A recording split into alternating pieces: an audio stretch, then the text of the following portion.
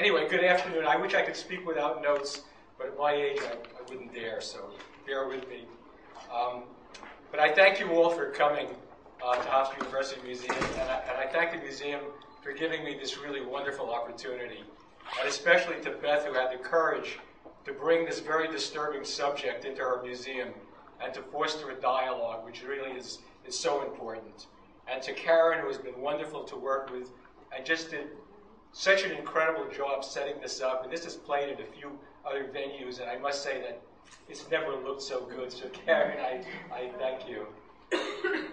And to the rest of the staff, the catalog, I can't wait to send those out and show my friends, just beautiful. I also want to thank Astoria Federal, and I want to thank Michelle Walrath of the Walrath Family Foundation for her commitment to ending genocide and for her support and friendship. And to my wife Barbie, who has had to put up with my incessant ramblings about genocide around the world. You know, she's been married to me for 49 years, and I know I've never been easy to live with, but lately I fear I've taken this to a whole new level. So, I have. So thank you. Anyway, I know this is billed as an artist talk, and I have been an artist all my adult life, but for the past 6 years I consider myself to be an artist activist. And this combination of skill sets has allowed me to achieve much more than I could have ever accomplished as just an artist alone. And this topic of using your art as advocacy is something that I feel very, very strongly about. You know, throughout history, there have been many artists who understood the power that they held to shape public opinion, be they writers, composers, performing artists, or visual artists. They recognized that by touching people with their art on such a profound emotional level, their work could actually influence social change. In the visual arts, the piece that comes to everyone's mind is Picasso's Guernica. This painting was created in 1937 in response to the bombing of the city of Guernica by German and Italian warplanes. And it went on a world tour and became instrumental in bringing the Spanish Civil War to the world's attention. And after the war, it became known as the picture of all bombed cities, and a reminder of what human beings are capable of doing. And this anti-war painting became the poster child for the power of art as a force for social justice. And the power of Guernica is still with us today. There is a Guernica tapestry which hangs in the lobby of the United Nations Security Council. And in 2003, when Colin Powell addressed the United Nations before the planned bombing of Baghdad, officials thought it would be inappropriate for Powell to speak about the war in Iraq with the Guernica visible in the background. And so they actually covered it with a curtain. But despite the fact that protest art can be so powerful and so enduring, creating this type of art is a path less traveled by artists today. And if I asked you to name a contemporary artist whose work addresses the issue of human rights, I'm probably not going to get much of a response.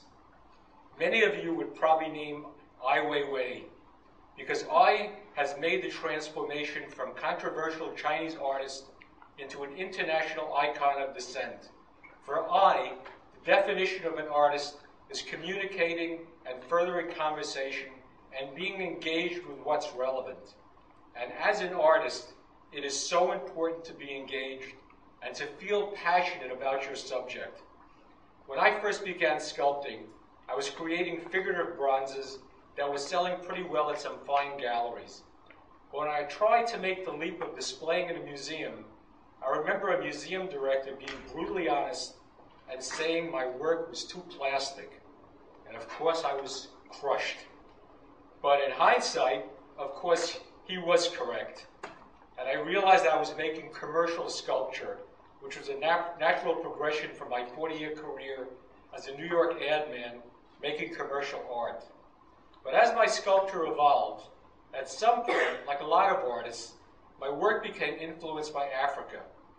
And it was while I was doing research about Africa that I discovered the genocide that was happening in Darfur.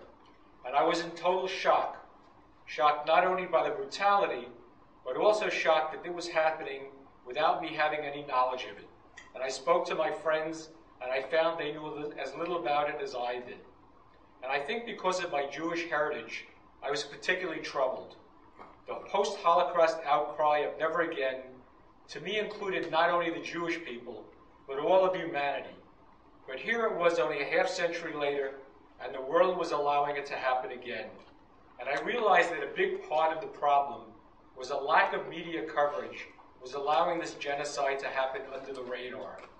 So this became the turning point in my career. I had found something that I felt really passionate about.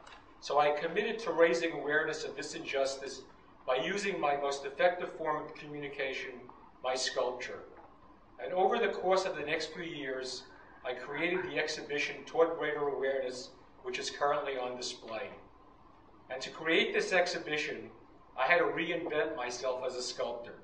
I had to abandon creating beautiful naked bronze ladies and had to go to my dark side. My work would no longer be easy to look at. I would no longer hear, "Oh, Mitch, your work is so beautiful." I decided to create work that was large and very much in your face. I abandoned bronze for terracotta and resin. I abandoned my color palette for black. I transitioned from highly polished to rough and organic. And I remember the galleries that had been representing me were not very happy. One of them reluctantly accepted my first Darfur work for display. And a few days later, the gallery owner called. He said, "Mitch, you have to pick up that Darfur piece. One of my best clients just came in with her child who took one look at your piece and became hysterical and wouldn't stop crying until I took it out of the gallery." So I knew I was on the right track. And of course, during the years that I was creating this exhibit, I was immersed in research about the horrors of Darfur and printing out graphic reference for my work, photos of malnourished children, mutilated victims, and my studio was filled with the evidence. And just for good measure, there were body parts everywhere. And it reached a point where my wife refused to come into my studio. And I understand, it is hard to look at. The first time that I presented the exhibit, which was in my current hometown of New Bern, North Carolina, I had no idea of what sort of a reaction I was going to get. I mean, this is a genteel southern town whose taste in art runs the gamut from watercolors of fruit all the way to watercolors of vegetables. And I knew they had never been exposed to anything like this. And I was expecting some major pushback, but much to my amazement, it was very well received. Some wept openly, some told of going to sleep with the troubling images of my work on their minds. Some told of coming back numerous times with their children who used the exhibit as a teachable moment. So I must confess that using my art to move people in such a manner became the most rewarding experience of my life. And it gave me a very strong sense of the power that we artists have in our hands. And I knew that this was a path that I was totally committed to. And just to step back a bit in time, before my initial exhibition, I partnered with the Save Darfur Coalition, which is now United to End Genocide. And for the opening reception, their director of development came down to speak. And she expressed an interest in keeping our partnership going and presenting this exhibition at other venues around the country. Well, one of the things that I learned from her was that university students are among the anti-genocide movement's strongest supporters. So with that in mind, I elected to present the show to art museums of universities that had genocide or African studies programs. And the exhibition was recently shown at the FedEx Global Education Center at UNC Chapel Hill. And after Hofstra is traveling to the Holocaust and Human Rights Center at the University of Maine. I did want to mention just one thing about viewing this exhibition. As I said, I'm thrilled that you all came this afternoon. And these opening exhibitions are always a lot of fun. And you get to mingle and have some munchies and a little wine. But of course, it's not really the best way to experience this type of an exhibition. I would invite you all to come back at another time. Come when the museum is empty. Come when you can feel the sadness of the music and the exhibit. Let yourself become totally immersed in it. And allow the sculptures to speak to you about the tragedy and the suffering that these people have endured. Anyway, because of my involvement with United to End Genocide, they asked me to help with the 1 Million Bones project. Are any of you familiar with this project? Is there a STAND chapter on campus? I don't believe so. You don't think so? Okay. Well, for those of you who are not familiar with 1 Million Bones, this is another example of art as activism. It's a project of an installation artist named Naomi Natali, whose vision was to place 1 million bones on the National Mall in Washington, D.C. to simulate a mass grave. And the bones are being made out of ceramic, and they're being made around the country and should be on the mall next spring. And I was asked to lead the bone-making events for the state of North Carolina. And one thing that I learned from this experience, as well as from watching the reaction to my exhibition, was that people really do care about these genocides. And this actually came as a surprise to me. Because when the genocide in Rwanda happened in 1994, and just to remind you of this, almost 1 million people were slaughtered in under 100 days, and that was actually 20% of their population, and there was no American outcry. And I wondered, how could that be?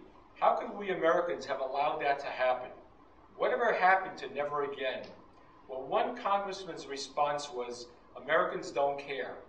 He said if only 25 of his constituents had spoken out, he would have raised the issue in Congress, but they didn't, and Congress did nothing. So now we fast forward a few years to the present, and we have genocides happening in Darfur, in South Sudan, in Congo, in northern Uganda, in Burma, but this time they're not happening under the radar, largely in part to the many fine anti-genocide organizations and to social media. Americans are very informed and are looking for ways to make their protest heard.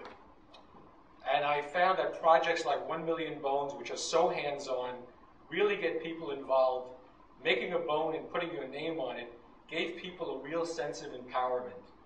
So with that in mind, I started a foundation which is called Arts to End Genocide. And the mission of the foundation is to combine the power of art with the technology of today to bridge cultural divides and set up a dialogue about human rights. And we're working on our first project, which is a video collaborative called Stomp Out Genocide. And for those of you wondering what's with the red sneakers, the storyline involves a pair of red sneakers which are found in a destroyed African village and come to symbolize all children who have been victimized by genocide.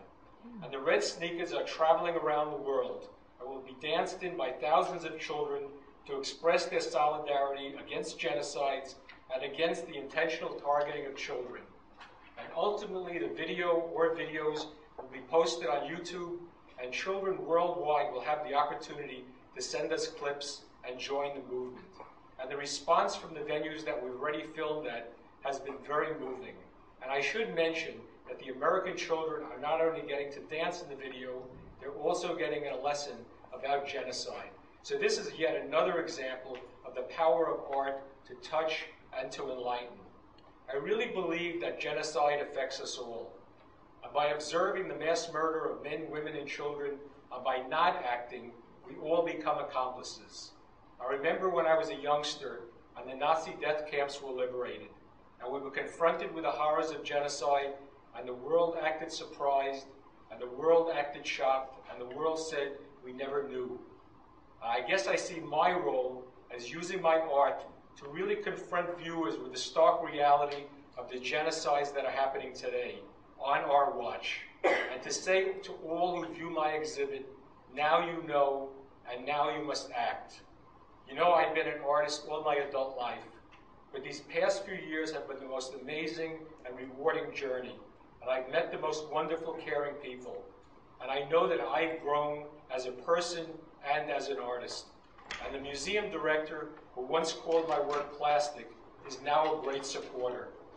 And I know that there's a group of students here this afternoon who are sculptors, and I hope I've given you some understanding of the enormous power of art, and that in some small way I've inspired you to channel your energy and your talent as a force for human rights and social justice. United to End Genocide has a group of fellows named after Carl Wilkins.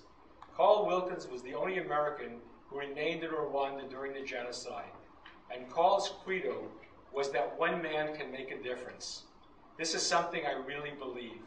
And if there's one takeaway from this talk today, it's that we're living in an amazing world where each one of us has the potential for global impact through our spoken or written word, through drama, dance, visual art. We can influence opinions around the world and shape outcomes. Each of us has the power to make this world a better place. Please use it. Thank you. Wonderful.